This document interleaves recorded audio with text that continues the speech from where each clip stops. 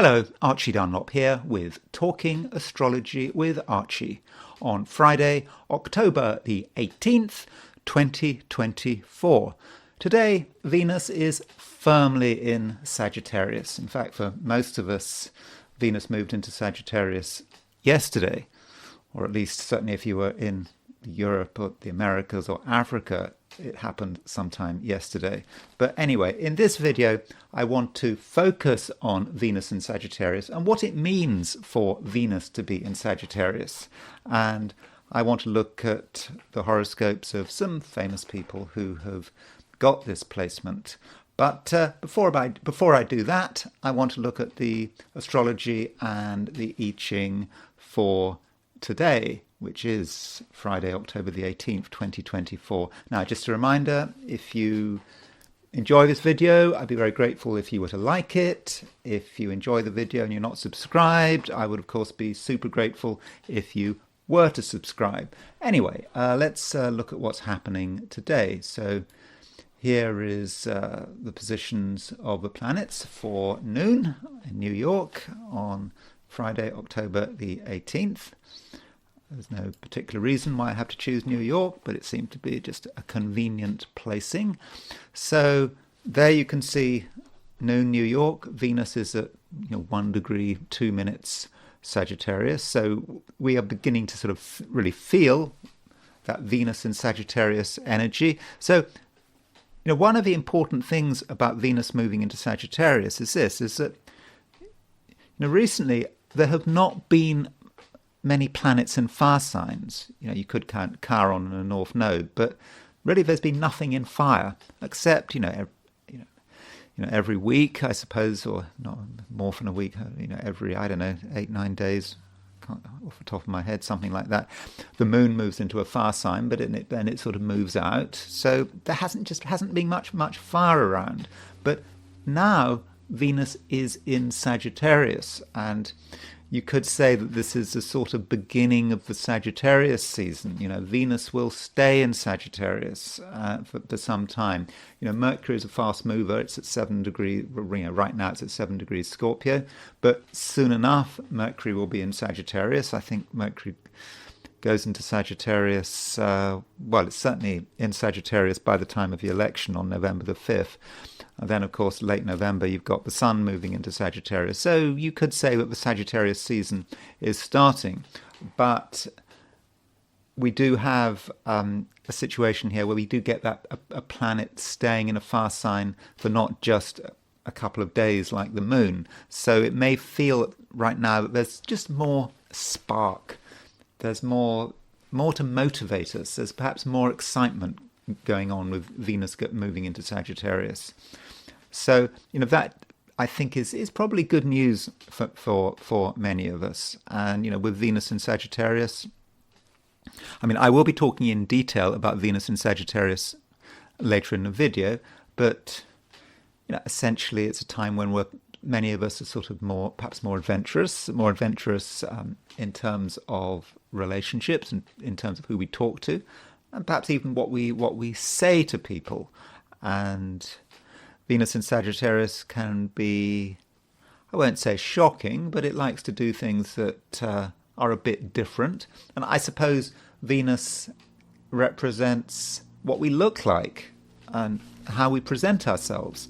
And so I suppose with Venus in Sagittarius, we might want to do things differently. We might want to perhaps change what we wear, change some of the colours we use. I don't know. I'm not very good at sort of astrology and decor and colour, but I suppose you could say Venus in Scorpio, maybe that sort of gravitates towards sort of dark and somber colours, whereas Venus in Sagittarius is sort of brighter, sort of more extroverted colours. You make up your mind. You tell me what an bright extroverted Sagittarian colour is. I don't know, purple, pink, many different colours. But I'm not really a big expert on astrology and colour. I think you probably know more about astrology and different colours than I do. So that's almost certainly the main event of the day. Venus moving into Sagittarius, and it really establishing itself in the sign. And we also have the moon moving into Taurus. So moon has been in Aries. So moon sort of moved out of a fire sign. Just a reminder that moon, may be in a fire sign, but it doesn't stay there long. Moves out of a fire sign and into an earth sign. And for all of us today, the moon is in Taurus, and the moon does work very well in Taurus. The moon is exalted in Taurus. And so, in fact, one of the problems that some of us have had is that there has not been much Earth. There was Uranus in Taurus, Pluto in Capricorn, but these are outer planets. They stay in their signs for years and years and years. And so with moon in Taurus, it is a representative of an Earth sign, and moon in Taurus can actually be quite grounded, and it works very well in Taurus because it's exalted here. Now, there are a few aspects that the moon makes when it moves into Taurus. It makes an opposition to Mercury. So moon opposition Mercury, it's not an unusual aspect. It takes place once a month, but it's perhaps about some kind of communication deadlock, maybe. That's one way of looking at it. Moon and Mercury are both planets relating to communication.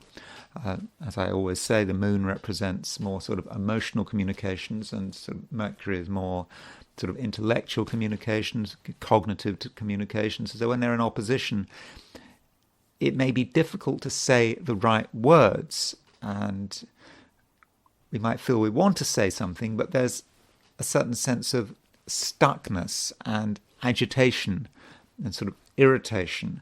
And, we might feel that, we really want to communicate, but moon opposition Mercury, we may hold back. Or if we do say something, the words might not come out right. So that's moon opposition Mercury. I don't think it's a great aspect. And then the moon does make a sextile to Saturn. It's a nice aspect, moon sextile Saturn. It's very stabilizing, and that's something I think that all of us can perhaps benefit from.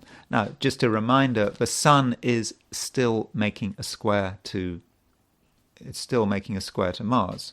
It's not exact, but it's still very much there. And so with Sun square Mars, we continue to have to be a little bit careful. We can't just go sort of rushing into things. I think some of us might actually want to go rushing into things. And so I suppose if you put Sun square Mars together with moon opposition Mercury, you might get a sense of the potential for argument, for disagreement, and that, for wanting to do things differently from other people. So that is certainly possible. And Mars is still square Chiron. Mars is still pretty much on the Sun-Chiron midpoint. So there's still pressure to do things differently, and also there's something quite humanitarian about it, getting angry about injustice. And so I think that continues. We've had this for the last couple of days, but I think we shouldn't discount Mars on the Sun-Chiron midpoint. Indeed, Mars making that T-square, the Sun-Chiron opposition with Mars on the T.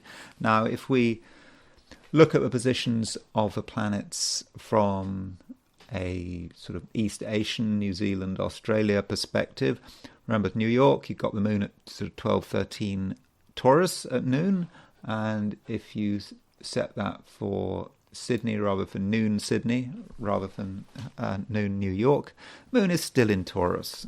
So moon is at 3 degrees Taurus. So there's not a great deal of difference. Venus is still in Sagittarius. I suppose if you're in Australia or New Zealand, and you're up quite early in the morning, you might have the moon in Aries and Venus in Scorpio. But I think for most of the day, like everyone else, the moon is going to be in Taurus and Venus is going to be in Sagittarius. So I don't see a huge difference between Sydney, Australia, New Zealand, and the Americas, for example. So turning to the heliocentric picture. So heliocentrically, we over the last few days, we've been sort of tracking the Mars-Jupiter conjunction, because there has been this heliocentric Mars-Jupiter conjunction.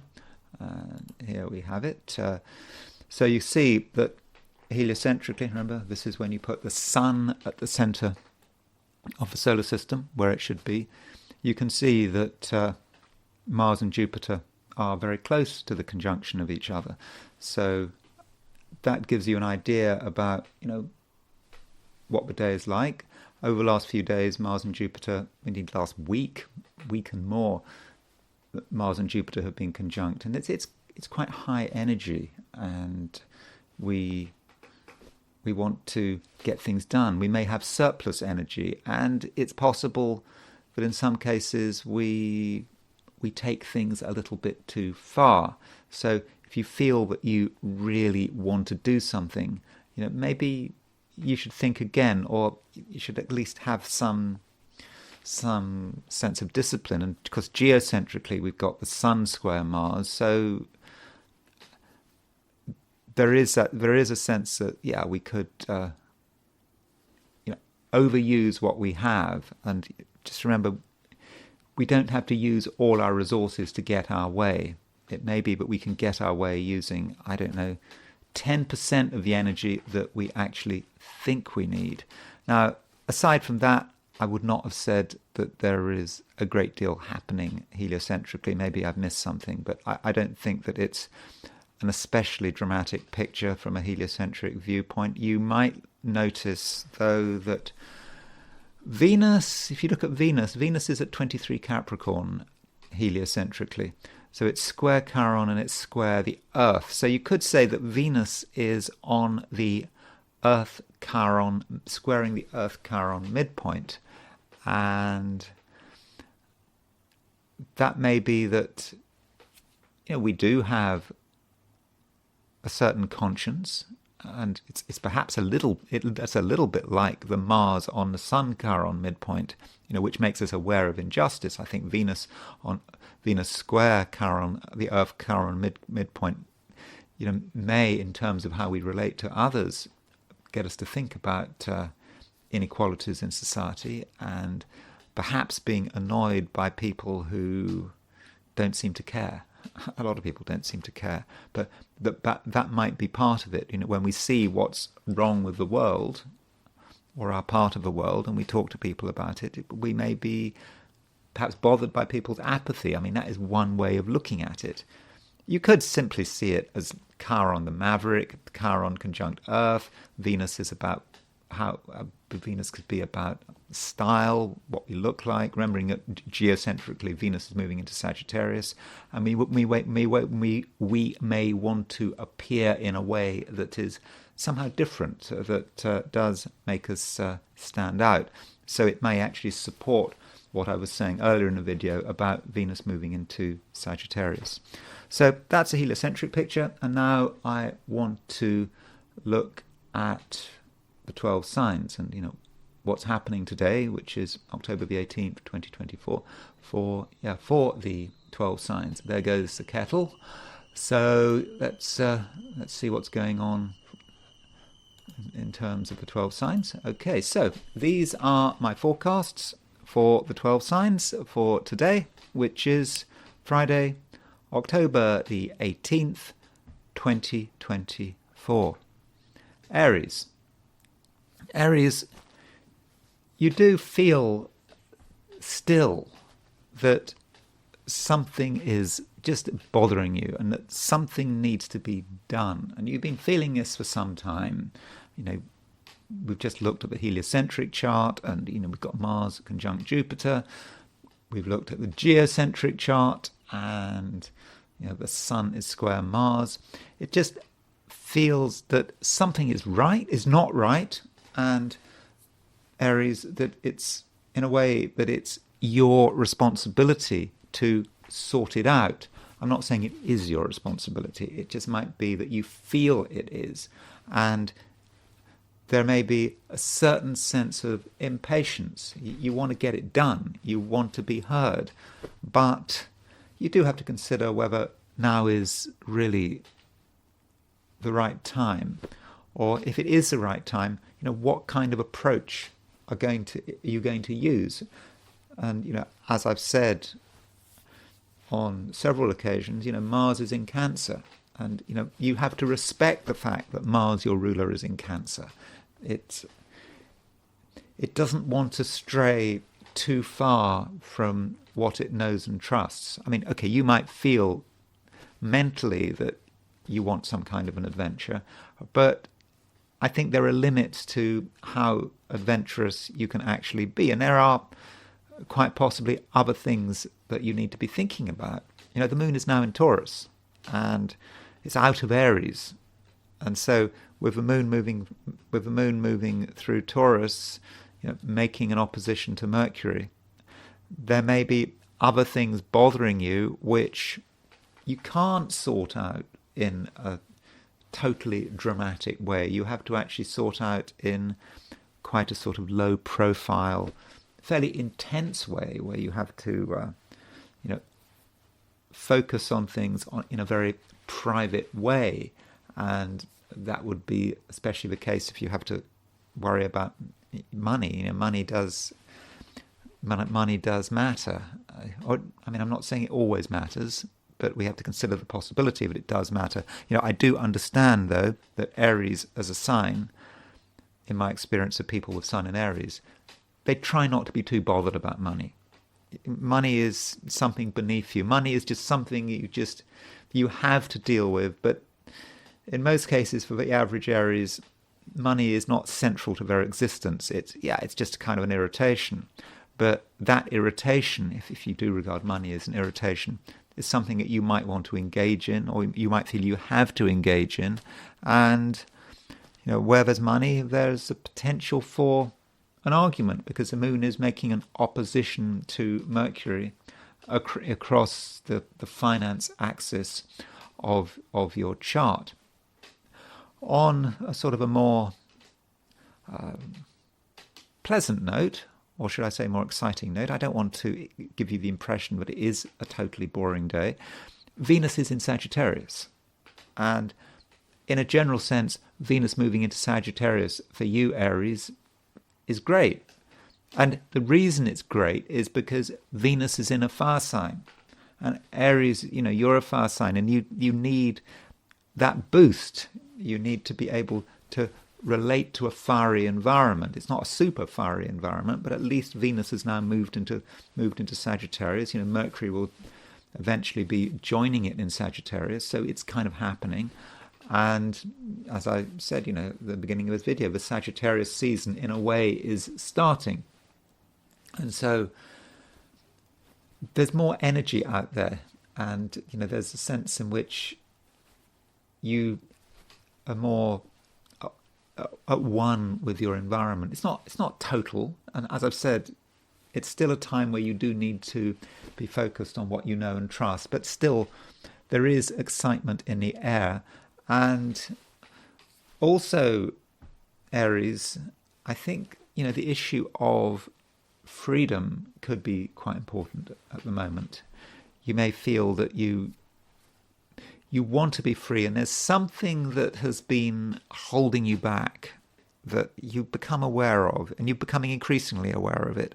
And now it's becoming clear, and you actually have a chance to let go of something that has just really been restricting you. And it may be that over the course of the day, there's a sense in which you feel maybe a certain sense of relief.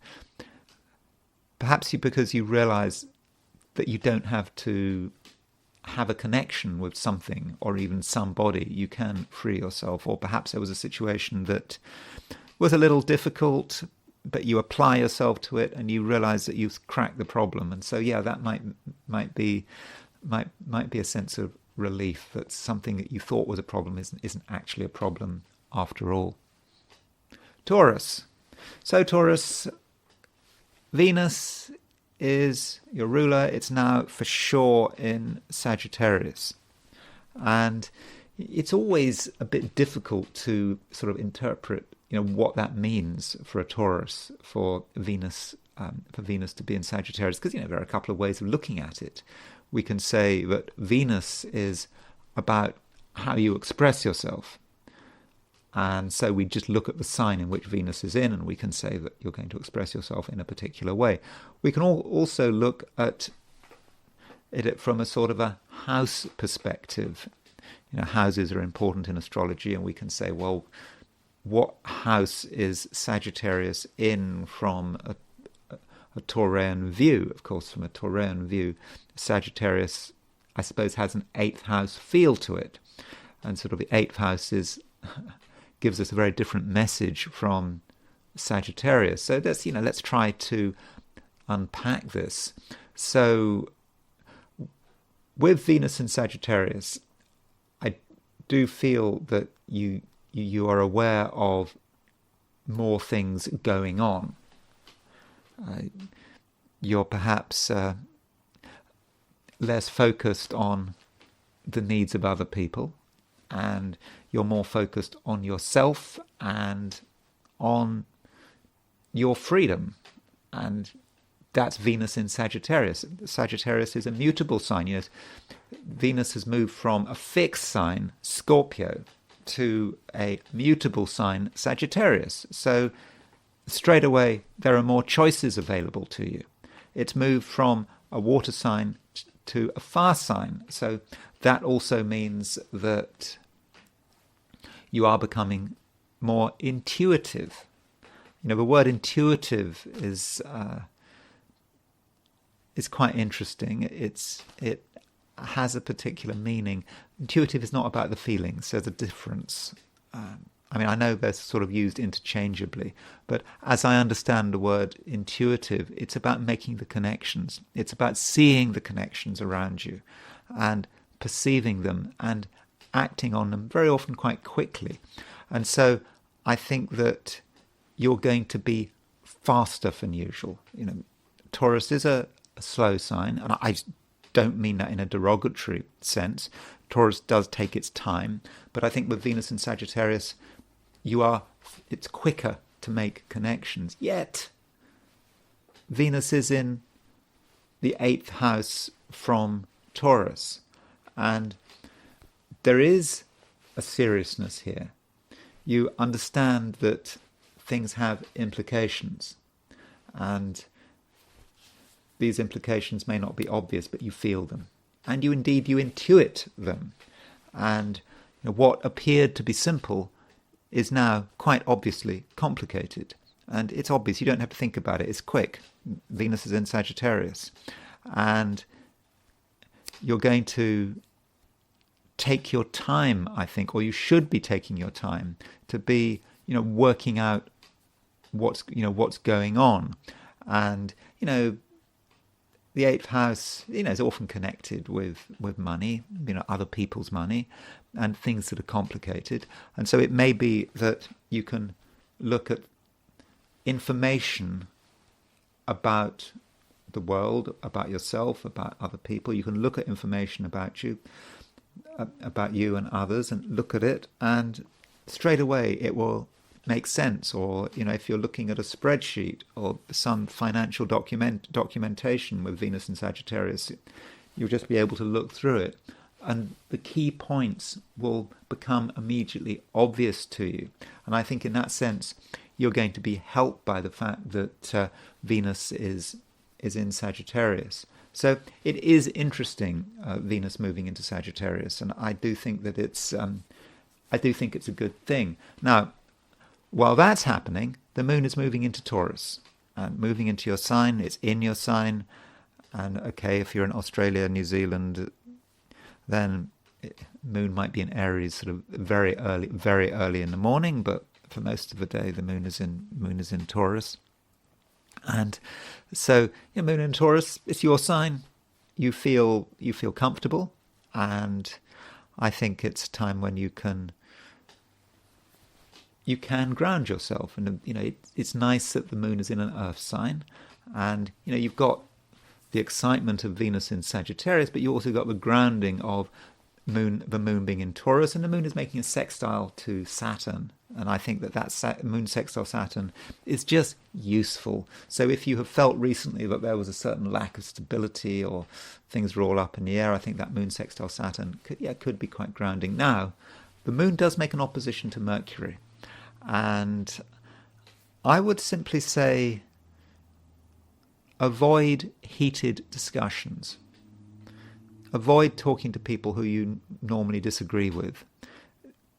You might know something is wrong. You might know that something has to be brought out into the open.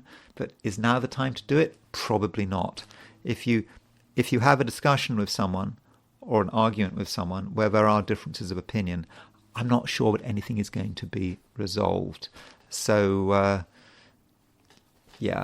avoid conflict, especially in a one-to-one situation.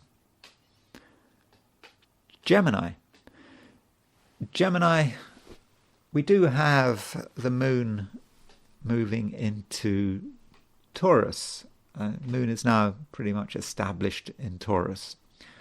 Okay, maybe it doesn't move into Taurus until the beginning of the day. If you're in Australia and New Zealand, but wherever you are, I think we can regard it as being a moon in Taurus day, and the moon in Taurus could present a few problems for the average Gemini. And one thing is, Gemini, that I don't think that you're going to be particularly in the mood for large-scale socializing, for a lot of talking, a lot of discussion, meeting people. You're just going to get the feeling that it's not really the right thing to do.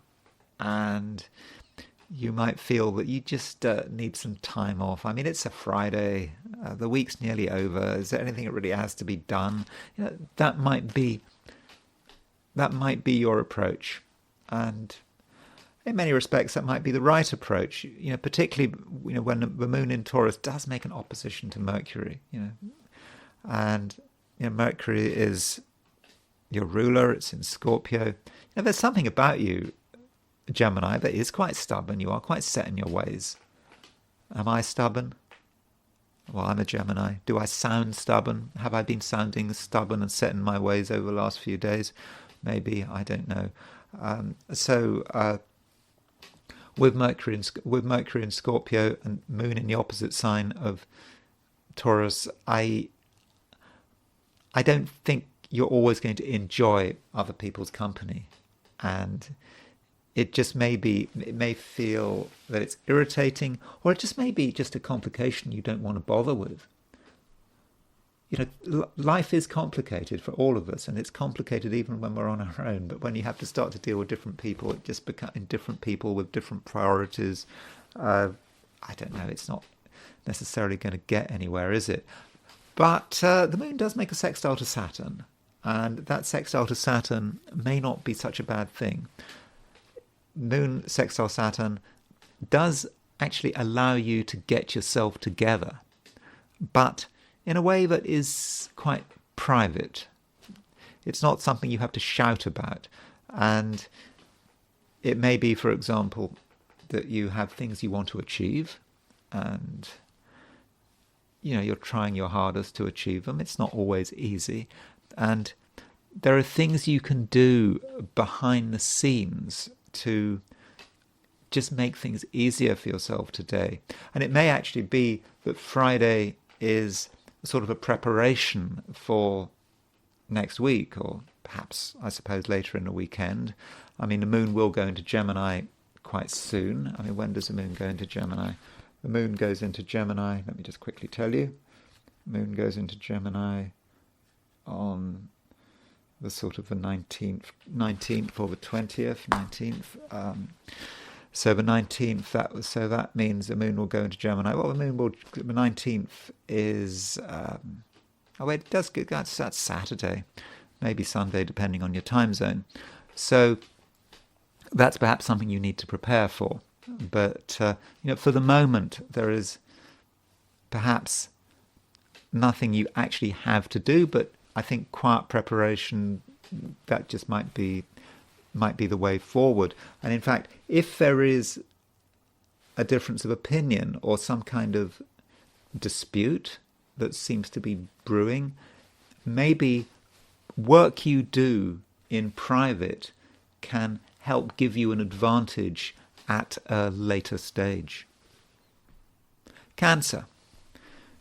Cancer, the moon is solidly in Taurus today, and by and large, I think that's a good thing, particularly as the moon is sextile Saturn.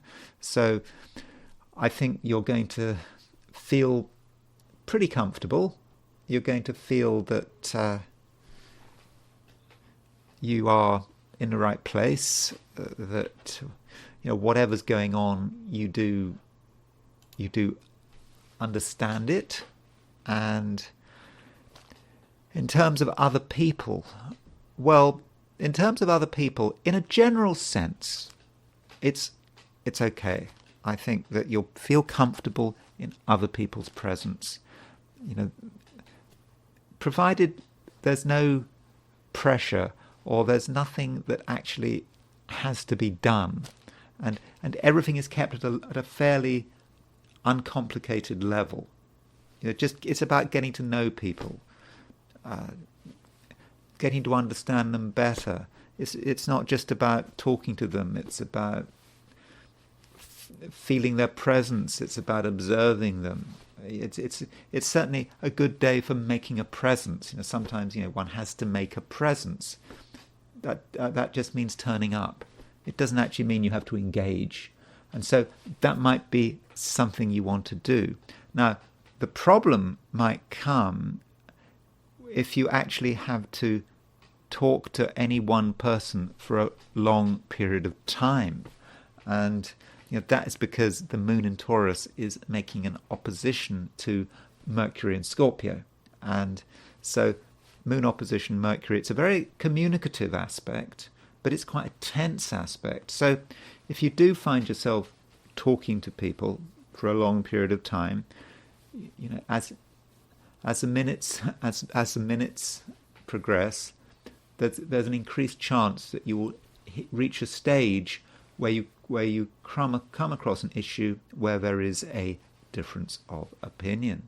And once you have a difference of opinion with someone today, it could be very difficult to move on from it, because it will just stick, or it could just stick. Remembering that the moon is in Taurus, Mercury is in Scorpio. Taurus and Scorpio are fixed signs. Once that difference of opinion starts, it may just continue. And what seemed to be a pleasant conversation, just being in the presence of other people, could just get really difficult. And that might not be something you want to get involved in. I mean, I suppose if you feel that it's time to have an argument, you feel you want to have an argument, and you want to bring something out into the open, and you don't care who you offend, and you're prepared to take things to the next stage in terms of animosity. Yeah, maybe, sure, the moon Mercury opposition might be fine. Still, if you do have a disagreement with someone today, or you feel that you and someone else are on the wrong wavelength, then it's not necessarily the end of the world, because the moon, having made an opposition to Mercury, it makes a sextile to Saturn. And so that sextile between the moon and Saturn can be a great stabilizing influence. And I suppose if you have fallen out with someone, or you disagree with someone, the moon sextile Saturn can perhaps allow you to resolve the issue. I think that is quite possible. I mean, you will have to work on it, and you may have to ask yourself whether it's worth the effort. Some people you fall out with, you don't care about them. Who cares if you fall out with them? You don't need them in your life, but there may be other people who are important to you, in which case you can build bridges, and indeed you can mend bridges. So that can be the way the moon sextile Saturn works. And so the best way to use the moon Saturn sextile is, not to talk too much, just to be with people and try to understand what you've got in common. And I do think that that is actually a very useful aspect. Now, Venus does move into Sagittarius today. Okay, in fact, it mainly moved into Sagittarius yesterday, but it's now really established in Sagittarius. So, as far as you're concerned with Venus moving into Sagittarius, Venus is a planet which is about, aesthetics and harmony and beauty. And with Venus moving into Sagittarius, for you, I think that you're going to want things to be done in a way and appear in a way that is quite well organized. You certainly have a sense of what looks good, and also a sense of what looks bad. And as far as you're concerned at the moment, what looks good is something where everything is in the right place. And in terms of, your artistic taste. I mean, Venus in Sagittarius is a Jupiter-ruled sign. And you might think that Venus in Sagittarius is non-traditional, non-conservative. I wouldn't necessarily agree with that, because Venus is ruled by Jupiter. And so in terms of your attitude to art and what looks good and appearances, you may actually be quite traditional. You might be quite focused on what looks good, and it's nothing particularly dramatic. It's not necessarily abstract art. There may be actually something quite traditional about it in terms of your artistic tastes. So that might be how Venus in Sagittarius actually works, not just sort of artistic tastes. The way you look, and Venus is in Sagittarius, but you want things to be properly organized. I mean, I'm not really making myself very clear, probably because things like art and the way things look like and aesthetics, it's not really my thing. But I'm perhaps hoping that with your Cancerian sensitivity, you will perhaps understand what I'm trying to say. Leo, Venus is moving into Sagittarius. Venus is in Sagittarius. And I think that from a Leo viewpoint, I think that is something that is very much to be welcomed, because Leo, you're a fire sign and you like having a bit of fire around. There hasn't been much fire recently, and now we've got Venus in Sagittarius, and straight away I think that you're feeling better about yourself. And Venus is a planet that can be connected with art, and it's moving into Sagittarius, which is a sign from your perspective, which is very much about art and creativity. So I think that you do have a feeling about what you can do to really make the most of whatever your artistic and creative abilities are, and you will have a clear sense of what looks good.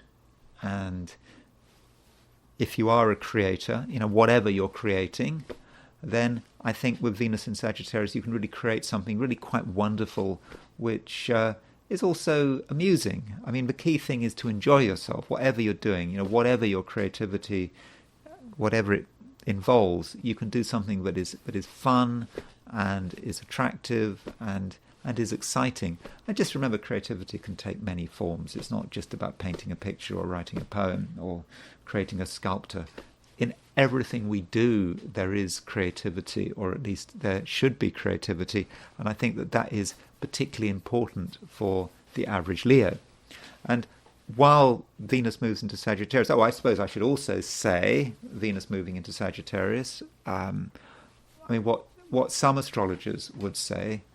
I mean, I don't want to sort of exaggerate this, but the logic goes like this: is that Sagittarius is, from a Leo perspective, is the fifth house, and the fifth house is often connected with romance, and so the logic would go that if Venus is moving into Sagittarius and you are a Leo, then from a romantic point of view, this should be good news. So while Venus is moving through Sagittarius, there should be romantic opportunities.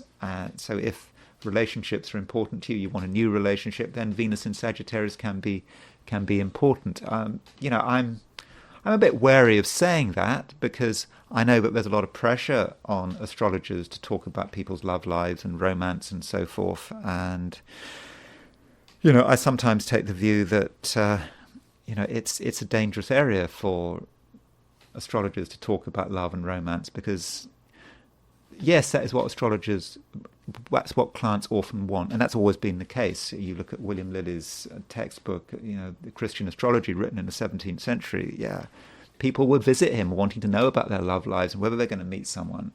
So it's nothing new. I'm sure it probably happened in Roman times as well. So it's something intrinsic to human nature. But if you consult an astrologer about it, then the astrologer is you're losing the spontaneity, and so even it's like the very act of predicting for someone good news in terms of their love life can actually jinx it. It can just make it not happen because you're taking something very subtle and you are sort of verbalizing it, getting people to think about it, getting people to bring it into consciousness. And when something as subtle as love and romance is brought to consciousness and is dug up, for example, in a consultation with an astrologer, that sometimes kills the opportunity. So there's always a problem with astrology and love. Now, on a different note, we've got the moon moving into Taurus, and I think with moon moving into Taurus, I think that is helpful. It allows you to think about what you're trying to achieve, what you want to achieve, and I think you have a good chance of sort of moving ahead with your ambitions. And the moon is also sextile Saturn, so I think that there is a sense in which you're going to be very disciplined, and if you're working or you've got something to do with business, then I think you can be very effective. Now, if you do have ambitions and there are specific things you want to do today, while it's true that I think you can be successful, you have to be careful about talking about them too much, because the moon does opposition. The moon makes an opposition to Mercury, and that moon opposition to Mercury, I don't know, you may get distracted, or someone may talk too much, and they may talk too much that you find that you cannot focus on what you're trying to achieve, and you kind of miss your moment. Or Mercury, moon opposition Mercury, it may be things going on in your home, or pressure from your family, or conversations with your family, but somehow blunt your ability to move forward with your ambition. So if you decide there's something you want to do today, make sure that you do it, and that you don't talk about it too much. Virgo, we have Venus moving into Sagittarius. And Venus moving into Sagittarius, for many of us it happened yesterday, Venus moving into Sagittarius. But I think it's something that does need to be talked about. And with Venus in Sagittarius, there can be an emphasis for you on your home and what your home looks like. Because, Venus is a planet that is associated with aesthetics and beauty, and what looks good, what looks bad. And so in terms of your own home, you may look around you, and it may occur to you that a lot of things are not perfect, and that you want to somehow fix them, and you will have something of a vision of the way things should look like.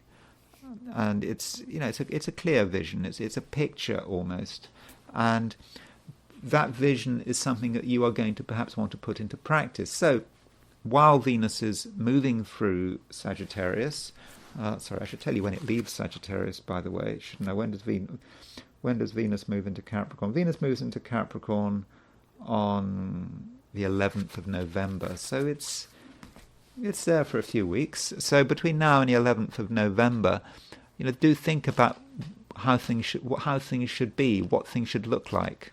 And, I'm not saying that you should necessarily go for any sort of major redecoration. It just may be small changes, putting up a picture, taking a picture down, moving furniture around, whatever you feel needs to be done. So that is something that you perhaps should be focusing on, over the next few weeks. Also, we've got the moon now moving into Taurus, and so the moon has moved out of Aries into Taurus, and so with the moon moving into Taurus, in one sense it's a good thing, because the moon is in Taurus, it's in an earth sign, it's about perhaps seeing things in a different way, perceiving the world in a way but you perhaps hadn't seen it before at least over the last few days, weeks, and seeing what is possible. But the trouble is, the moon does make an opposition aspect to Mercury. So this moon opposition Mercury could be a little bit troublesome. Then it may be about the things you talk about, and it could represent arguments perhaps about ideas and about beliefs. I suppose, well, if we're in the United States, of course we've got an election, and I suppose it may not be a good time for Virgoans to talk about politics or to talk about religion, those usual subjects one's supposed to avoid. I don't get that. People say you shouldn't talk about religion and politics. Religion and politics are the two most interesting subjects to talk about, so I don't see why you should avoid talking about religion and politics.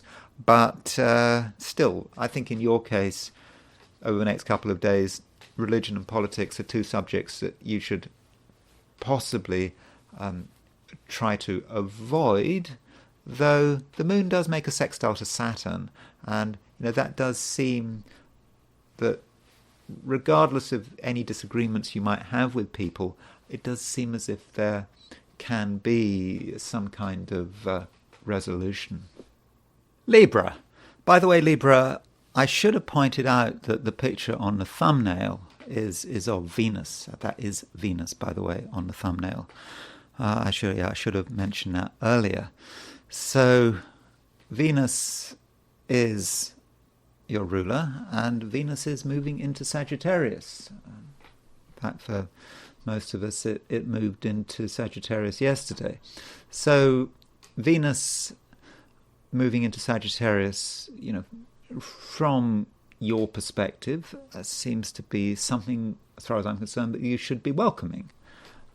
It makes things easier, it makes things less intense, and there's sort of perhaps greater scope for being yourself. Venus has just moved out of Scorpio. Venus did not work particularly well in Scorpio. Venus in Scorpio is after all it's in its detriment. So over the last few weeks, while Venus was moving through Scorpio, you just may not have felt that you were completely yourself. And now with Venus moving into Sagittarius, I think, Libra, you feel that you have more freedom. You can express yourself better. And I think that is particularly important, this ability to express yourself without feeling, too self-conscious about it. Librans can be quite self-conscious.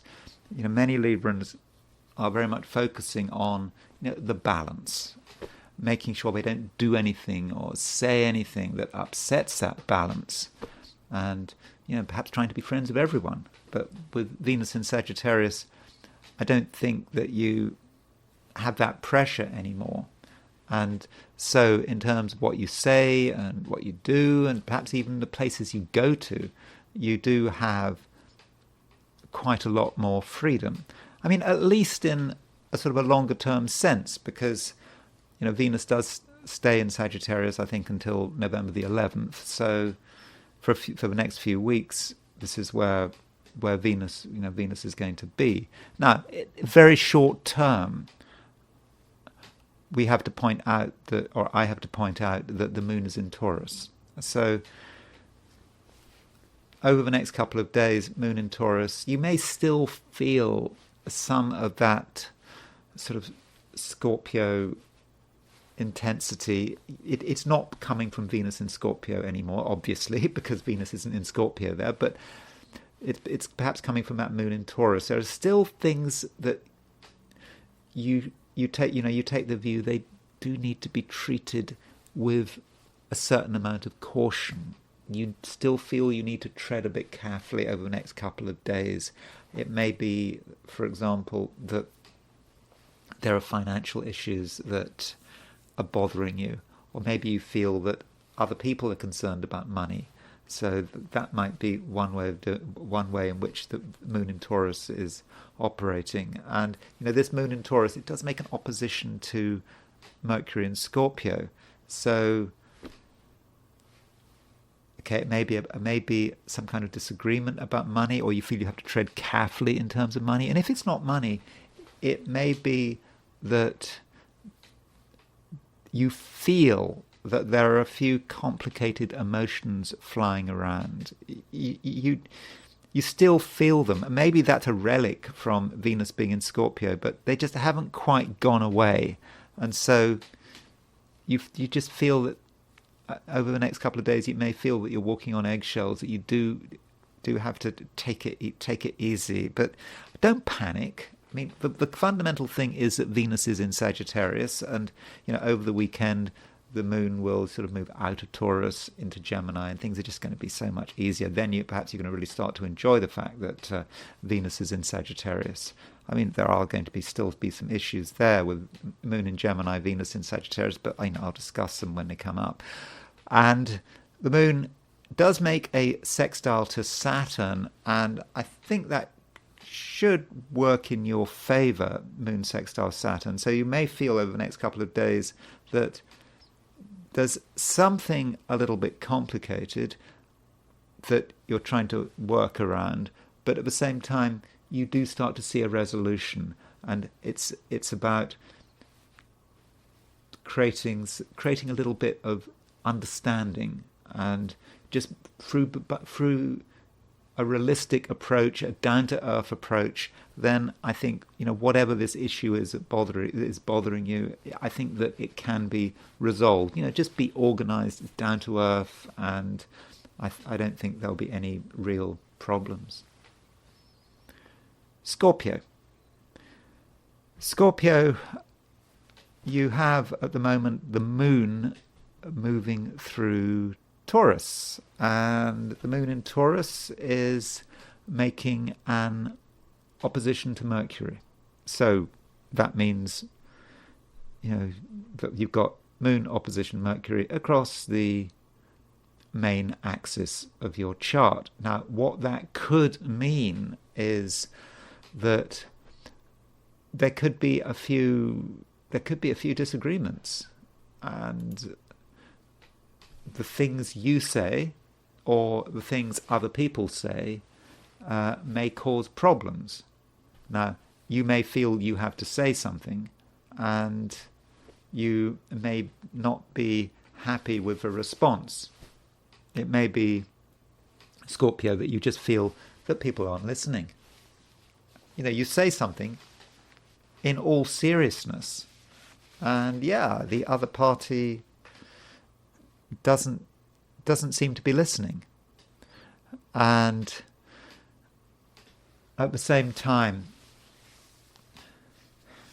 I was just thinking, sorry to butt in, but I was just thinking, it's amazing how you kind of think about things. I was just reminded, my mother's a Scorpio, and my mother had a moon in Libra, and I've just realised my mother was not a Scorpio at all. Not really. I mean, she had aspects of being a Scorpio, but she was more of a Libran from a Scorpio. I just had that thought. Sorry to butt in. Anyway, I was talking about moon opposition Mercury. There is a sense in which the other, you try to be serious. And the reason I talked about my mother is, I was thinking, was my mother ever serious? I mean, my mother was sometimes serious, but there was a lightness to my mother, and I just can't imagine my mother saying something really serious and her being upset that the other person is not taking her seriously. So, sometimes I think it's more important to look at one's ascendant, if it's in Scorpio, or perhaps your moon sign. But anyway, you may, if you are a typical Scorpio, you may feel that you're not being taken seriously, and that the other person is just not listening. I mean, it may work the other way, that there is something that another person really it's really important to them, and you just don't take it seriously at all. But whatever happens, Scorpio, we do have this communications mismatch here with moon opposition Mercury. And so I think in terms of serious conversations today, I would be very, very careful. And it's almost like if you're going to have a serious conversation, it needs to have an agenda. It needs to have a plan.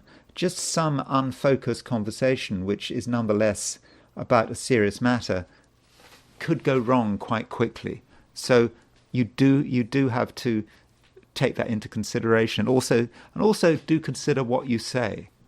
There are things you say that might be very important. You have to say it, and you say it with just incredible intensity. But maybe you should leave it till later. Maybe now is not actually the right time. Now, another thing going on today is, we have Venus moving into Sagittarius. So Venus has been moving through Scorpio for some time, and now it leaves Scorpio and goes leaves Scorpio out into Sagittarius. Okay, with Venus moving through Scorpio, perhaps this was a time when you could really tune into your own feelings, and it may have been quite useful for relationships, but it could have been a little bit too intense. And perhaps with Venus moving into Sagittarius, it does make it a little bit easier. It's not such an issue, the intensity of relationships. And Venus into Sagittarius may be not about you, but may be about other people. So if you take the view that Venus represents another person, then Venus moving into Sagittarius could have a number of manifestations. It may be Venus moving out of Scorpio into Sagittarius means that someone who you spent a lot of time with starts to move away. They're out of Scorpio, they're out of your sign. So there may be a change of relationships, and there might be a bit of distance, increasing distance between yourself and another person. I mean, don't worry about it. It's just the way it has to be. Maybe someone has decided that they've had enough of you. Maybe they just think you're just too much. That's possible. But the sign change may also relate to someone you're with all the time. Someone who perhaps Venus in Scorpio was quite cautious, was quite emotional, was really keeping their feelings to themselves. They now change. Venus is in Sagittarius. So someone may become more excitable, more ambitious, more optimistic about the future. And the things they say might not always be to your liking, because Venus in Sagittarius can be quite a tactless sign, but be aware that someone close to you may be in the process of change, and if that change does take place, don't get too upset about it. People do change. I mean, I don't think that people fundamentally change, but everyone has their cycles. They move from one approach to another approach, showing different sides of their personality. But you may see that someone is showing a more extroverted side to their personality now, and you have to be as tolerant as possible. Sagittarius, Venus is moving into your sign. It's now in Sagittarius, and I think that is something very much to welcome. With Venus moving through Venus moving through Sagittarius, I think that you're probably going to be more of an extrovert, and you'll be able to express yourself better, and I think that you're going to be sort of adventurous, and Venus is a planet of relationships and how you get on with other people, so it should sort of give a boost to your attractiveness. And also you can more be yourself with Venus in Sagittarius. Venus is about appearances and what one looks like. And perhaps recently you've been a little bit concerned about the impression you're giving. But with Venus now in Sagittarius, the way you appear can be a reflection of fundamentally who you are. And so I think with Venus in Sagittarius, you're going to be a lot less self-conscious than you have been recently. And you are not perhaps going to be so careful in terms of what you say. I mean, your words could be quite explosive, and you can say things that really get people's attention. I mean, not everyone will appreciate what you say, but if something has to be said, it has to be said. That is the standard Sagittarian approach. Though, while it is true that Venus is moving into Sagittarius, and that also is good because Venus is moving into a fire sign, that does give you a lot more sort of energy and a sort of sense of purpose, and a sense that you've finally got something to get your teeth into, and that may give you a sense that life is becoming more exciting, and that'll be something that develops as Venus moves through Sagittarius between now and November the 11th, because November the 11th is when Venus moves into Capricorn. But we do have a moon moving into Taurus, and that does give a different view. So yes, it may feel Venus in Sagittarius, you're ready to go. The starting pistol has gone, you're ready to go. But Venus in Taurus might encourage you to just hold back for a couple of days, because Moon in Taurus is a little bit different. It's a reminder, Sagittarius, that there are still things that are not properly sorted out, that things are a little bit of a mess in some areas, and it might be a good idea to deal with them now while you have got the chance, and to be very focused and disciplined about it. It's not something that really needs to be discussed or even advertised. Just get on with whatever you feel needs to be done. Get it done by the weekend, and don't engage in too much communication or talking about what you're trying to do, because there is this aspect between between the moon and Mercury. Moon is making an opposition to Mercury, and that moon opposition Mercury could be tricky.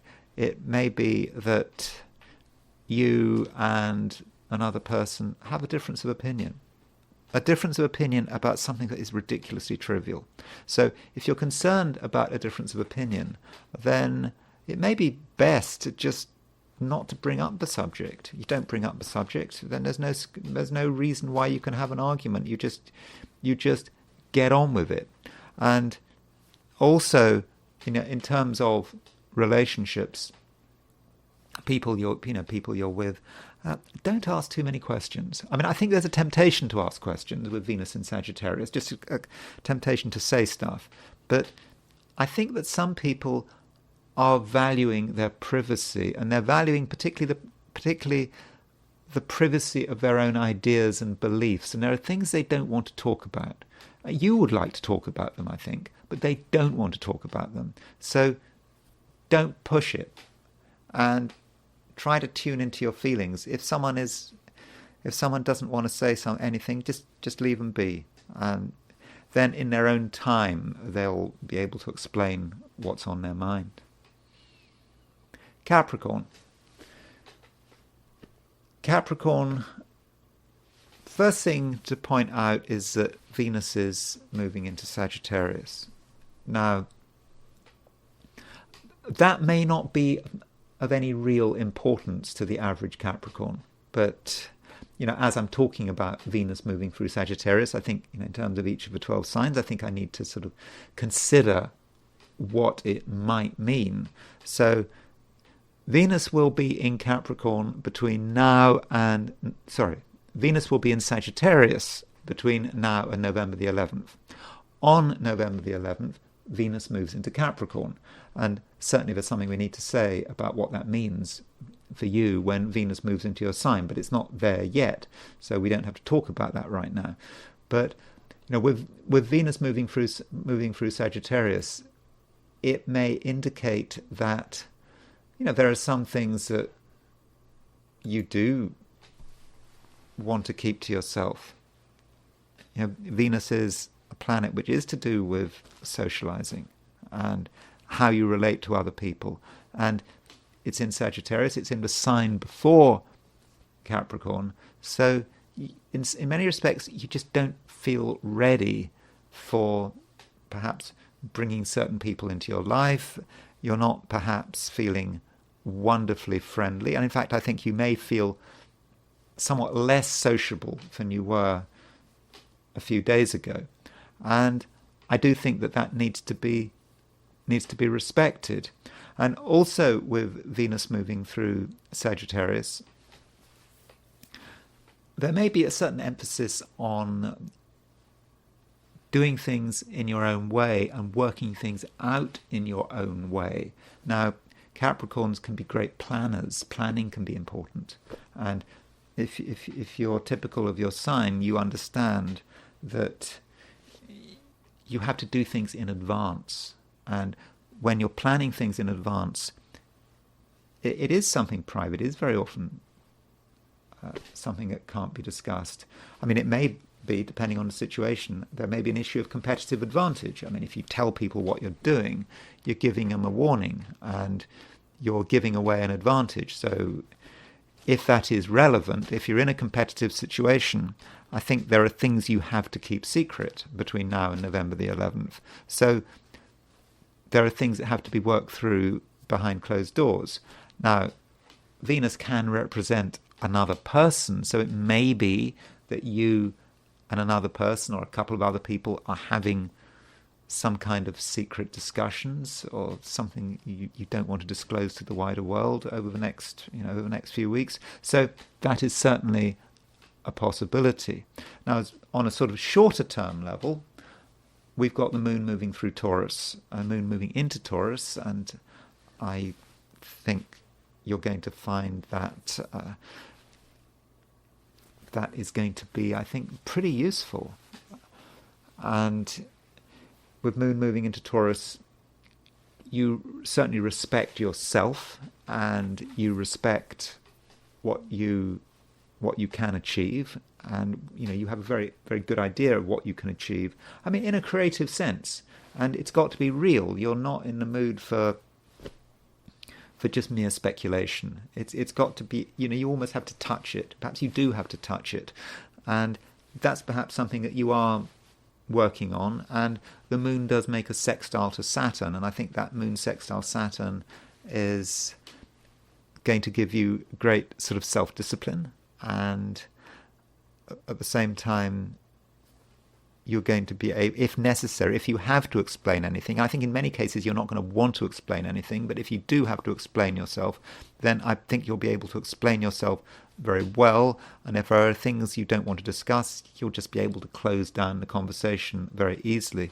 And the moon sextile Saturn can also be good for relationships. I mean, it's not an unusual aspect. It happens pretty regularly, but when the moon is sextile Saturn, it allows you and another person to find common ground. And if you need to find common ground, if you're spending time with someone, then you've got to find some degree of common ground. And if there have been any recent issues, arguments, disagreements, moon sextile Saturn may allow you to sort of smooth things over. Aquarius, we have got Venus moving into Sagittarius, and Venus moving into Sagittarius, I would have said, from your viewpoint, is very nice. It allows you to be yourself, and I think from a social perspective, it means that you can, I think, mix with lots of different people. You don't care. You're open-minded, and you're especially open-minded, I think, with Venus in Sagittarius. You're not going to sort of judge people by their appearance or by their background. I think that you will be very tolerant, and I think that over the next few weeks, between now and November the 11th, there are going to be lots of different people that you're going to be able to interact with, and you may be able to learn something in the process, and of course they may be able to learn something from you. So it may well be a time, Aquarius, when you really want to sort of up the pace of your social life. So don't be shy, and see what is available. And it's possible that your own home may be a sort of a hub of social activity. So do consider that. And talking about your own home, the moon is moving through Taurus, and the moon right now is. So in terms of your own home, I think a lot of your focus over the next couple of days is going to be about where you live. And although Venus in Sagittarius is quite adventurous on a longer term basis, over the next couple of days with moon in Taurus, I think that you may want to spend time in somewhere you feel comfortable, and where you are, where you live, you're going to want to create as much sort of stability as possible, and you're not going to want to be disturbed by the wrong people. What you don't want to do, I don't think, is discuss, other people's ambitions. What you don't want, let me put that in differently. It just may be that other people want to talk about their own problems, and they want to talk about their own material. They want your help. They want your advice. You may well be able to give them advice, but I don't think you're going to want to give people help and advice, because you know where it will lead. If you talk to people for a little bit, you talk to them for far too long. And I think certain people, not everyone, but certain people are just going to be very demanding, and they're going to want your help, and they're going to almost expect you to be available. And the subject matter of the stuff they find is to be really important. It's going to be, the subject matter is going to be, to you, completely boring. And so if you find yourself talking on the phone and you find yourself not wanting to be on this phone call, then you mustn't torture yourself. It's just not worth it.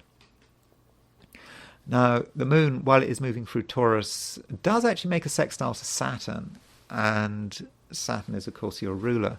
And so that moon sextile Saturn, I just said you don't want to be bored, but in terms of your own interests and your own needs, that moon sextile Saturn may be something quite material which you need to engage with. It may relate to money. And it may be just something that needs to be sorted out. You don't want to do it, but you know it's important. I mean, you're going to have a good sense of your priorities. You know that dealing with other people's trivial problems is not a priority. You'll know that dealing with things in your own world, perhaps dealing with your own family, that is a priority. And I think you'll understand that, and you're not going to be dismissive of, for example, your own and your family's needs. I think you'll be able to really focus on them really very well and very effectively. So in that way, I think you can create for yourself and your loved ones an increased level of stability. Pisces, we've got Venus moving into Sagittarius, and Venus stays in Sagittarius until, I think, November the 11th. Maybe November the 12th if you're in Australia or New Zealand or East Asia, or Asia in general, but 11th, 12th, does it matter? With Venus moving into Sagittarius, there is a lot of focus on you, and you may have a sense of yourself and how you come across, and it may be a lot to do with appearances. I mean, I know appearances sound rather sort of trivial and surface level, but I think the way you appear is going to matter to you, and I think you're going to be quite conscious of how you appear. So do consider that. Again, this is not a subject I'm very comfortable with talking about because I'm not really into appearances, but it's something, Pisces, that you should be considering.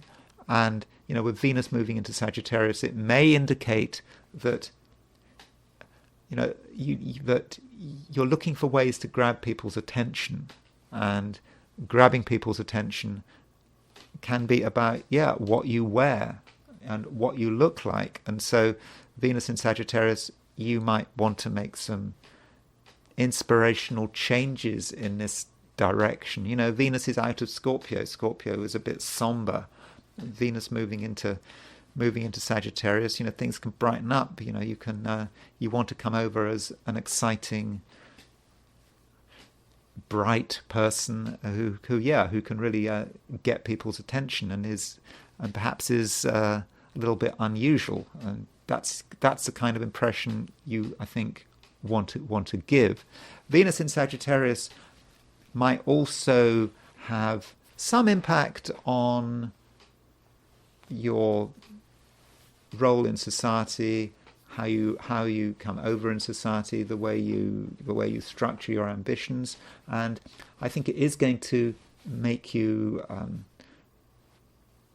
more far-thinking than usual. You can think beyond the immediate situation, and you'll be excited about new opportunities and also new people. That's going to be very important to you, I think. You're not going to want to do things in the same old way, and other people can give you new insights over the next few weeks, which could have a big relevance for the whole structure of your ambitions and your path forward. Now, Venus moving into Sagittarius, that tells us something about the next few weeks. We also have the moon moving into Taurus, and moon moving into Taurus, I mean, it's good moon moving into Taurus because the moon is is exalted in Taurus, so that is certainly good news. And with moon in Taurus, it also says something about how you express yourself, how you communicate. Now, I've just said, when talking about Venus in Sagittarius, that there is something sort of exciting about it, that it's wants to perhaps do things differently, and that's sort of a longer term trend, talking about the next few weeks. But talking about today and perhaps into tomorrow, with moon moving through Taurus, that is a little bit more grounded. And so short term, I think that you're going to want to say things that are, very simple, very understandable, and you're not going to want to do anything too dramatic. But the moon in Taurus does make an opposition to Mercury. So today, with moon opposition Mercury, you may try very hard to use the right words, to be very careful in terms of what you say, but still, you might not be understood, or the person on the other end of the conversation might not take kindly to what you say, or perhaps you might not take kindly to what they say. And so just because you're a talented communicator, or you can be a talented communicator, doesn't mean it's always going to work, because some people aren't going to listen. And indeed, when you're dealing with some people, you are not going to listen. So if you are talking to people today, choose your company very carefully, because some people cannot be talked to, and there is probably no point in trying. Still, the moon does make a sextile to Saturn. Saturn is moving through Pisces, so it may be that if you do get yourself involved in a disagreement, or you and someone else just aren't on the same wavelength, if that is the case, then Saturn may come to the rescue. The moon will make an opposition to Mercury, but then the moon will make a sextile to Saturn. And I think if you are persistent, if you keep pushing your message, you just keep going, then in the end, Saturn is going to help you out. Saturn will make sure that eventually, you hit home. Eventually, you get there. Eventually, you make your point clear. Eventually, people will understand. So probably it's best to avoid discussing things or being with people who just you fundamentally disagree with, or you just feel they're not the kind of person you should have around with you at the moment. But if you persist, then I think eventually you will make sense.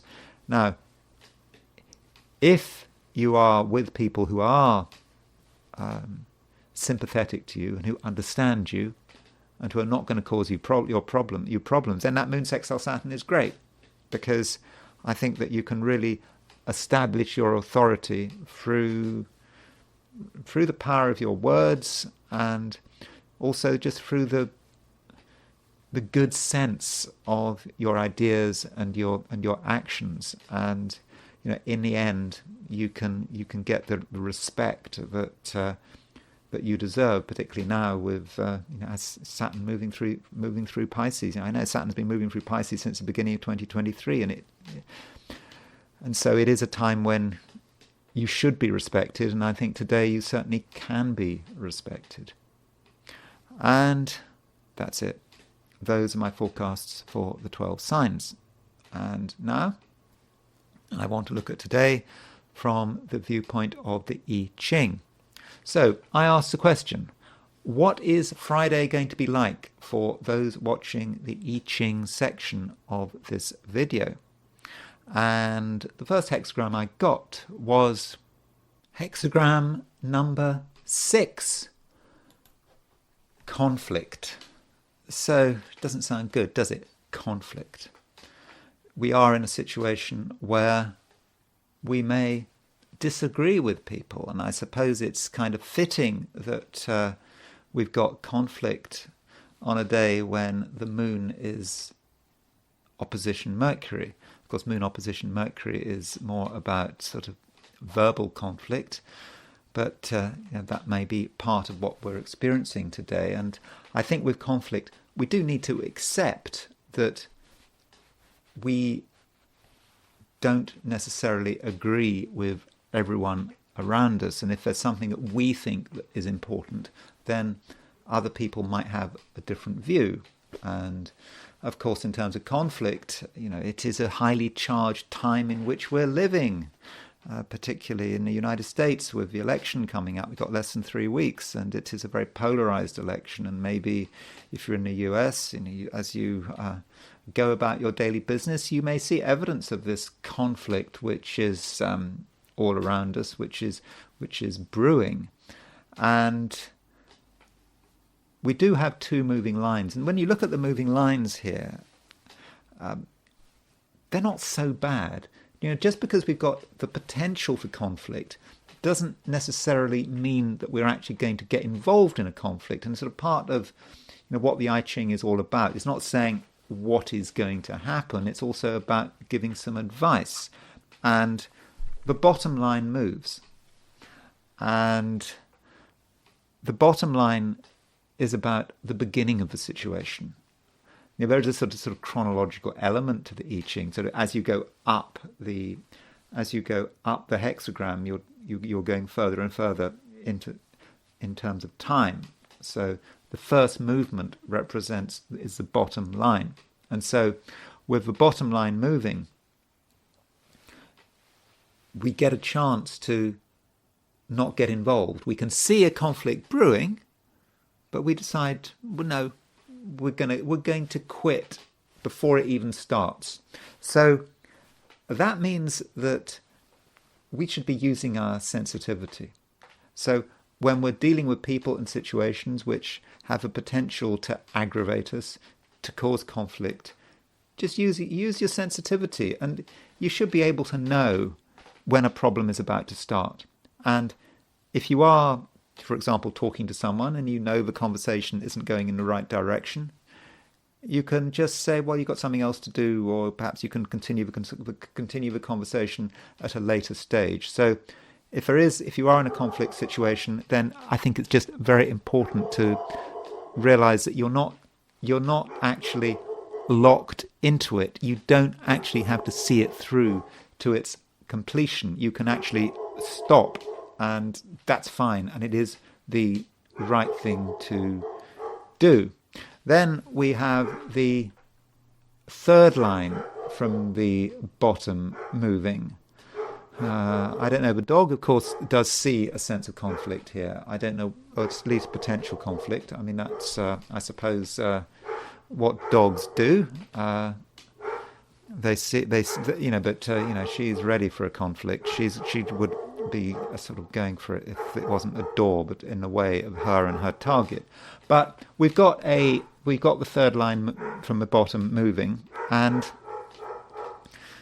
what it's saying here is that we need to very much rely on our own resources here.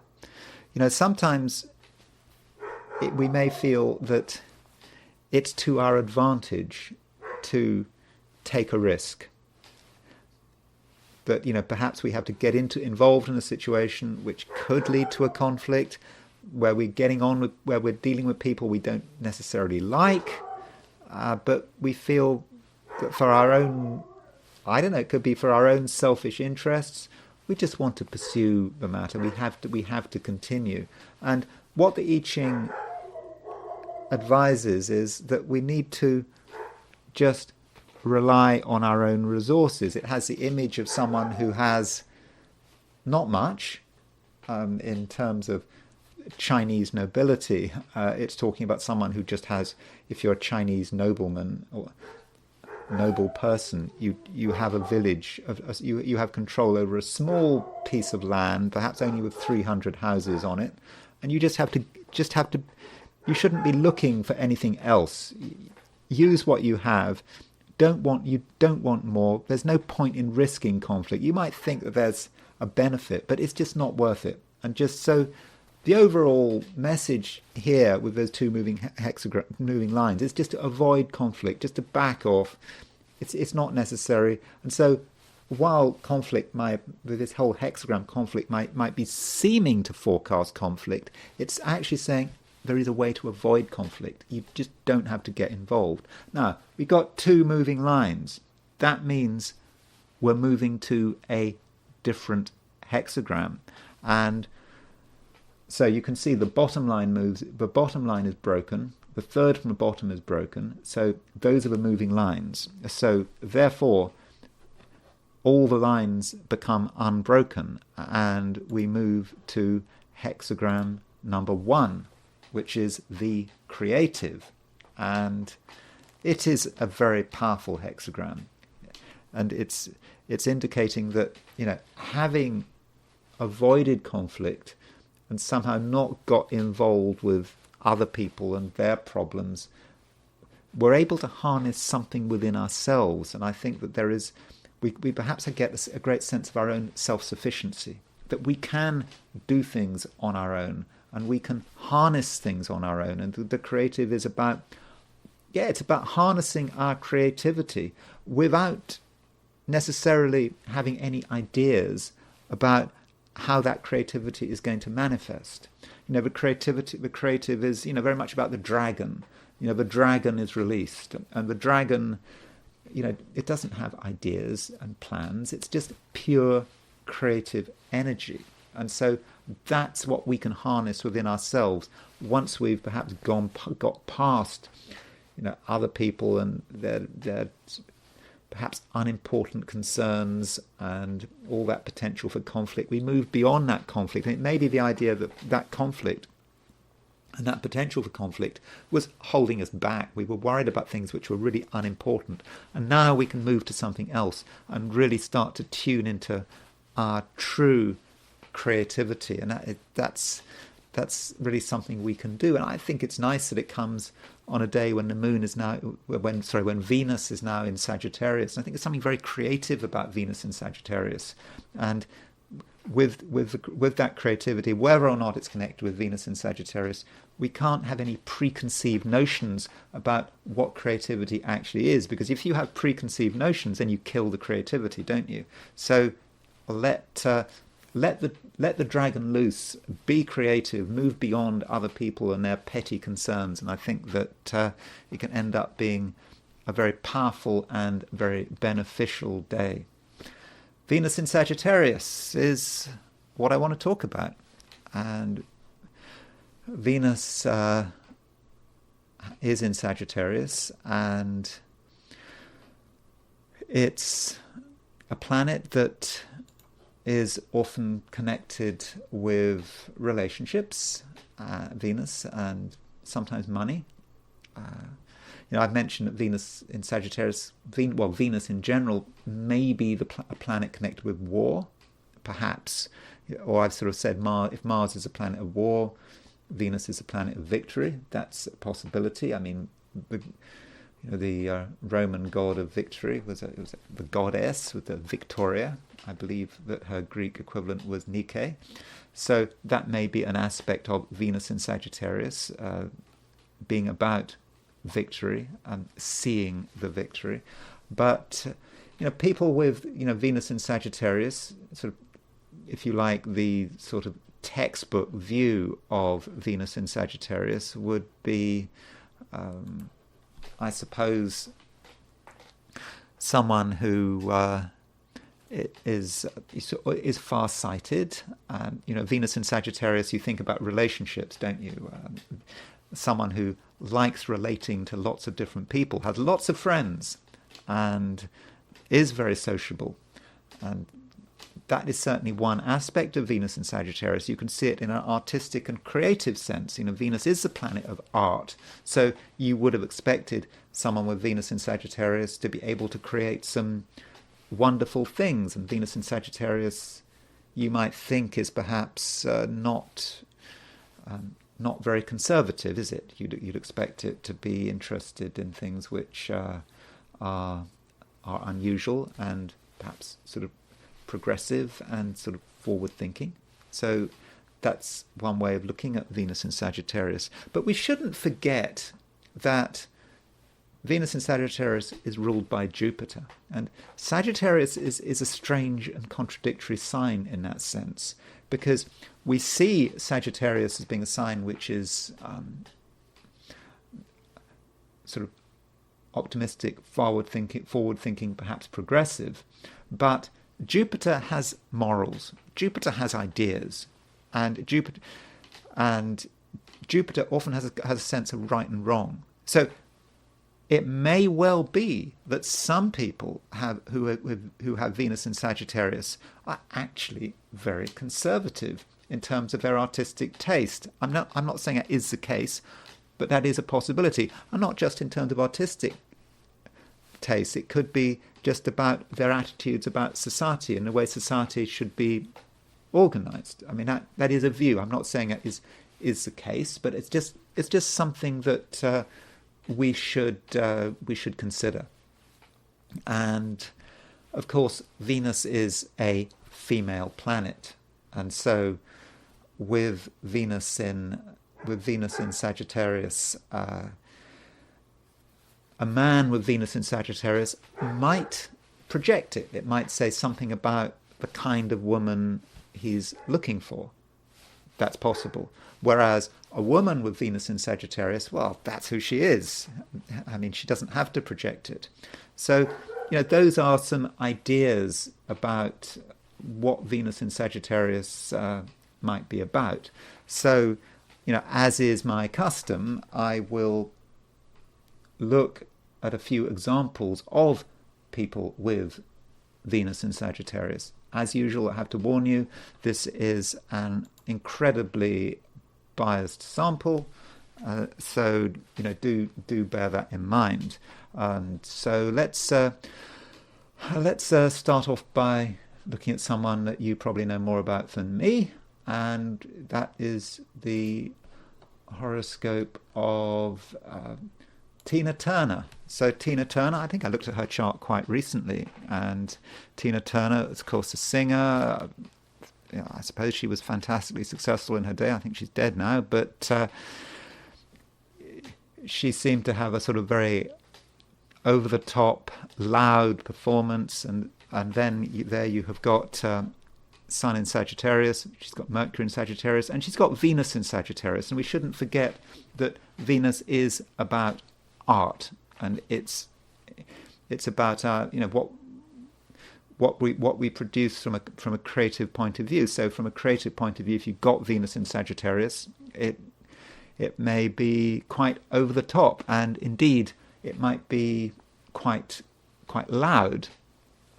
And another singer who had Venus in Sagittarius who's also now dead, is Sinead O'Connor. So Sinead O'Connor, Irish singer, and I think she had a difficult life, and I think she had sort of mental issues, and she was quite outrageous. I mean, she could be outrageous, and there she's got the Sun in Sagittarius and also Venus in Sagittarius. So, like Tina Turner, we're dealing with a woman, I mean, obviously, but in other words, that Venus is not going to be projected. It's her Venus. And she's got Venus in the first house. So I said that Sagittarius, ruled by Jupiter, can have a very strong sense of right and wrong. Clearly, Sinead O'Connor had a very strong sense of right and wrong. She certainly had major grievances against the Catholic Church.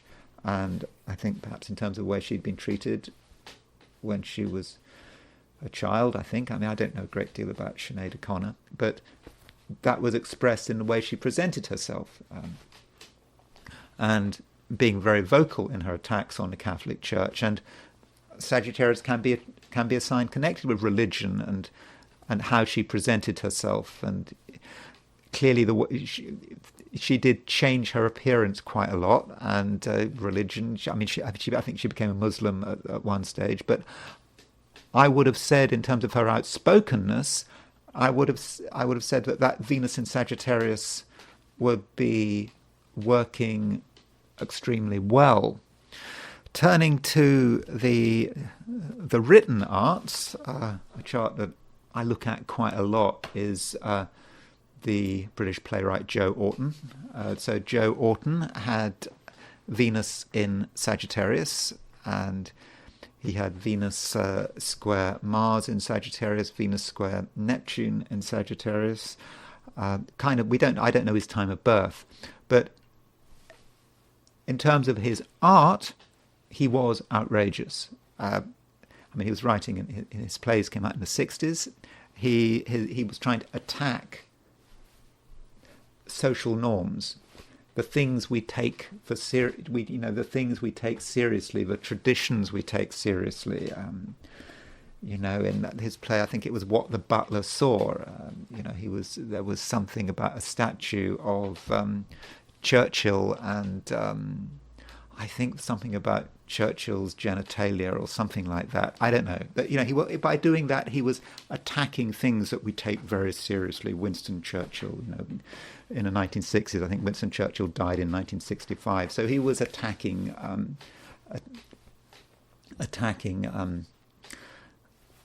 things we take seriously, and social norms, and of course sexual norms as well, because Joe Orton was gay. He lived with his partner, and his partner, of course, killed him out of jealousy. And Venus in Sagittarius is also about relating, and he was highly promiscuous. I suppose, it's not always the case with Venus in Sagittarius, but it might be a manifestation. And his promiscuity, he talked a lot about that in his diaries, and it was that which his partner read the diaries and killed him because he was so upset by what he said. But you can see how Venus in Sagittarius might be working. And if you look at Venus in Sagittarius, it's square Mars, it's sort of square Neptune, almost square the Mars-Neptune midpoint. So Mars-Neptune can be a little bit sleazy, and he certainly was. The undercurrent hanging around in public lavatories and doing things in public lavatories, which he describes in his diaries. That would be Venus. That you could see that would be Venus perhaps on the Mars-Neptune midpoint. So I think that is a good manifestation of how Venus in Sagittarius might be working. Now, another actor with Venus in Sagittarius is Jeremy Brett. Jeremy Brett, he played Sherlock Holmes in the television series, I think in the 80s, and I think many people regard his performance of Sherlock Holmes as the best. He's apparently the ultimate Sherlock Holmes, Jeremy Brett, and he had Venus in Sagittarius. And I suppose you could say with Venus in Sagittarius that there may be a certain sort of mental element to it. Not necessarily always the case, but I think he was diagnosed with bipolar disorder. And if you look at some old interviews with Jeremy Brett, he's quite over the top. He's quite loud. There's something a little bit manic about him in some of the videos with him, which you perhaps don't quite expect that from where you see how he viewed Sherlock Holmes. But maybe there was a connection with Sherlock Holmes here, because in a way Sherlock Holmes, there was something a little bit manic perhaps about Sherlock Holmes. Sherlock Holmes, when he didn't have a case, he got really sort of depressed and had to start taking cocaine, and Dr. Watson would have to try and persuade him not to. So there may be a certain element of sort of Venus in Sagittarius with Sherlock Holmes. I don't want to overstate the case, but I think that Jeremy Brett's Venus in Sagittarius, I think perhaps we're seeing it, Venus in Sagittarius, quite close to the galactic center there. So if you know about Jeremy Brett, which you might, I think that Venus in Sagittarius does work, even if I sort of can't sort of explain it particularly well. And Venus in Sagittarius, what about the darker side of Venus in Sagittarius? It does have a dark side, I think. Stefan Bandera. So Stefan Bandera is this one of the sort of the fathers of sort of Ukrainian nationalism, and in Ukraine he's very revered. Stefan Bandera, the statues of Stefan Bandera. Of course, he was associated. He was basically a fascist, and he had a strong association with the Nazis. He didn't always agree with the Nazis. I think the Nazis in the end sent him to a concentration camp. But Venus in Sagittarius, I suppose in his case, I don't have a time of birth for Stefan Bandera, but Venus in Sagittarius, you could say, is Jupiter ruled. He has ideas about the harmony of his society and what is interrupting the harmony of his society. And I suppose you could connect that with activities which are pretty barbaric. For example, the killing of Poles in the Volhynian massacres. You could say that that's connected with Venus Sagittarius. I don't know off the top of my head what his exact involvement was, but it was sort of an intolerant and nationalistic view of the world. And that might be how Venus in Sagittarius works, not actually having much appreciation for human feeling, because it's all about, there is an idea, there is a harmony that is more important than human feeling. And that might be Venus in Sagittarius working, particularly as it's ruled by Jupiter. And of course he had Venus square Jupiter. Another person who had Venus in Sagittarius, who likewise didn't seem to have much in the way of compassion, was Augusto Pinochet. So Augusto Pinochet, he had an American-inspired coup. The Americans supported the coup on September the 11th, 1973, and as a result of his coup, people were sort of arrested, tortured, executed, thrown out of helicopters. It was very intolerant of dissent, and there is Venus in Sagittarius. He's got Sun in Sagittarius, Venus in Sagittarius. Sagittarius can be a very conservative sign. The Spanish dictator Franco had Sun in Sagittarius. Augusto Pinochet had Venus in Sagittarius as well. So Venus in Sagittarius, Venus is about his view of harmony, about his view about how society should be organized. And if something disrupted that, if something didn't fit in, well, you just got to deal with it, haven't you? And it doesn't really matter if people get hurt, because what matters is the overall sense of harmony, the functioning of Chilean society. And if you believe that a few people have to get thrown out of helicopters, well, that's just too bad. At least that's one way it might work. Venus in Sagittarius can be quite over the top, and it can be over the top in quite a violent way. And Curtis LeMay had Venus in Sagittarius, Venus conjunct Mercury in Sagittarius. So Curtis LeMay was a United States Air Force general, and he actually stood as a vice presidential candidate in the 1968 election. What was the third party called? It was that third party that did really well in the South, in the southeast of America, got electoral college votes. Was it Wallace? I think he was. Have I got that right? Was he Wallace's vice president? Correct me if I'm wrong.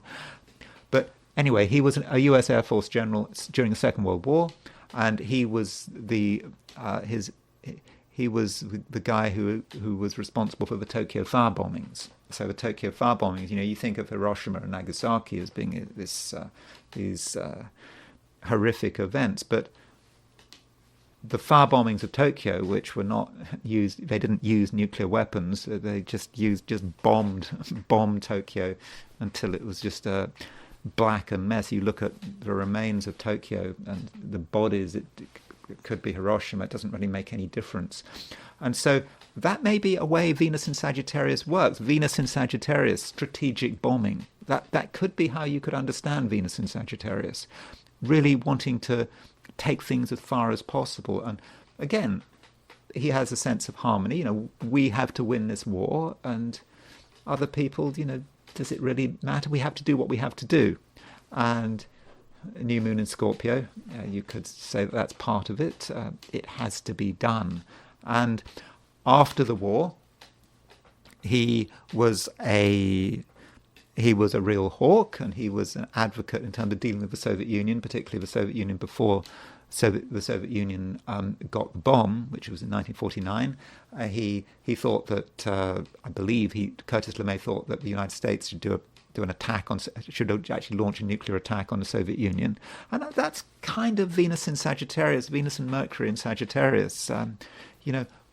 We have to do what is necessary, like Stefan Bandera, like Augusto Pinochet.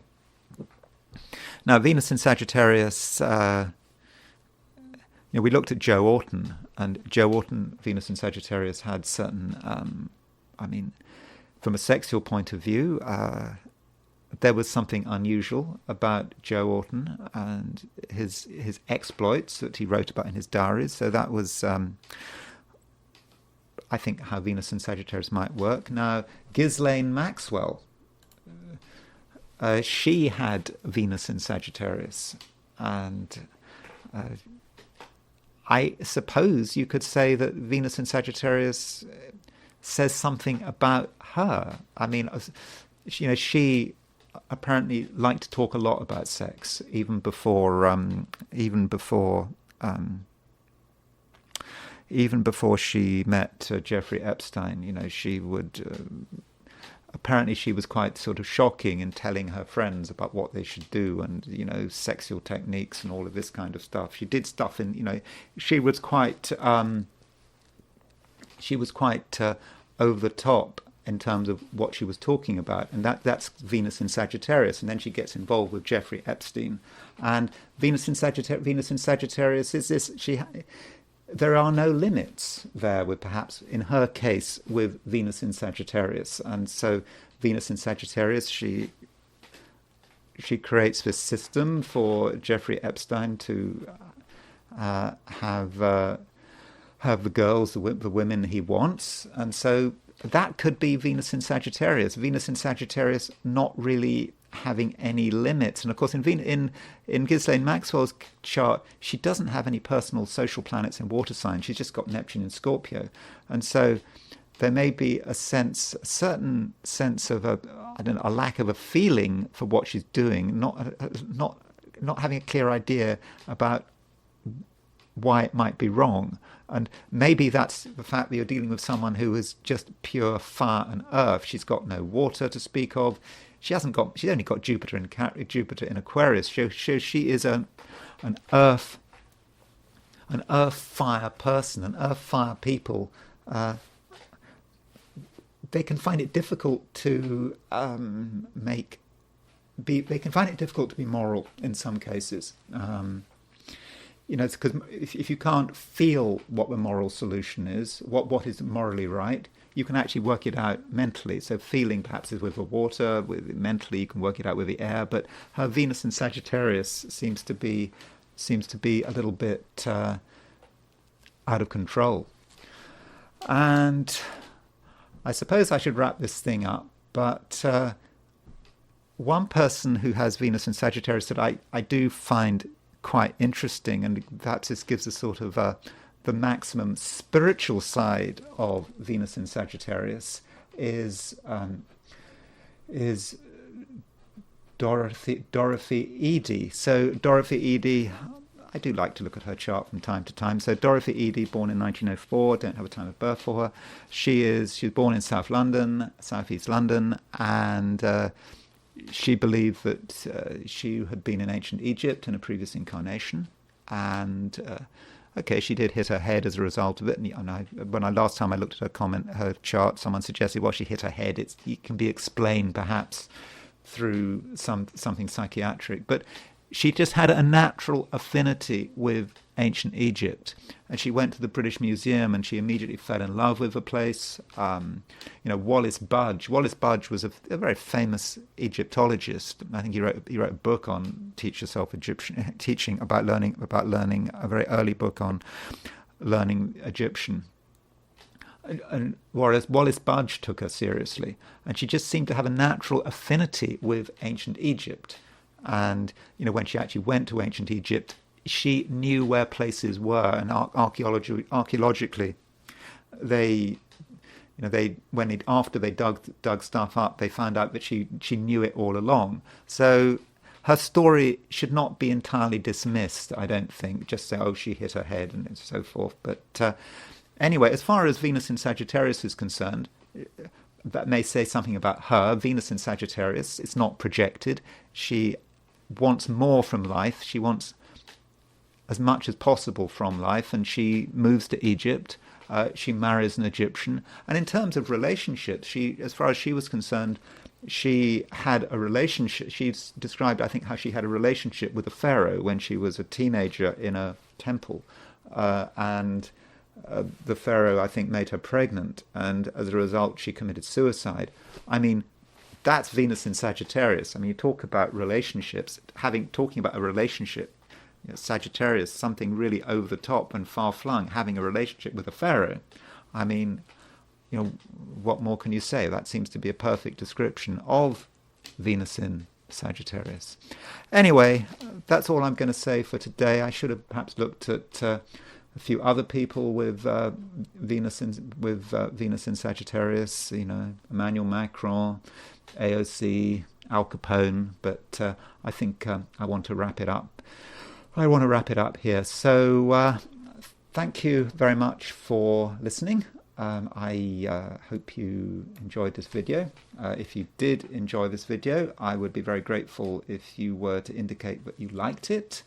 If you're not subscribed and you enjoyed the video, I'd be really, really happy if you were to subscribe.